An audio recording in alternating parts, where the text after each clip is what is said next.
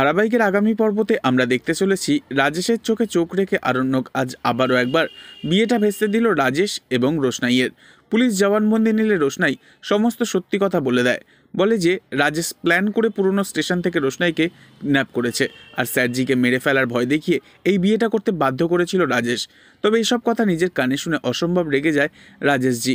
এরপর রোশনাইয়ের হাত ধরে বিয়ের মণ্ডপ থেকে উদ্ধার করে আরণ্যক রোশনাইকে নিয়ে আসে একটা সেফ হোমে, যেখানে থেকে রোশনাই কটা দিন পরীক্ষা দিতে পারবে। সেখানে আরণ্যক রোশনাইয়ের পাশে পাশে বসে থাকে সারাক্ষণ আর রোশনাইয়ের চোখের দিকে তাকিয়ে থাকে। আর পুলিশ সেই বাড়ির বাইরেতে পাহারা দিতে শুরু করে।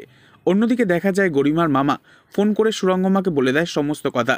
বলে, কাল যত তাড়াতাড়ি সম্ভব তোরা এখানে চলে আয়। তোর জামাই এখানে এসে রাজেশের সাথে রোশনাইয়ের বিয়েটা ভেঙে দিয়েছে ঝামেলা করে।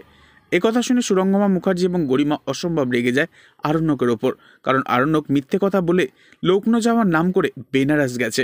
এরপর গরিমার মামা সুরঙ্গমাকে বলে, এখানেই আমি বিয়ের আয়োজন করব, মন্দিরেই আমি আরণ্যক এবং গরিমার 4 হাত এক করে দেব।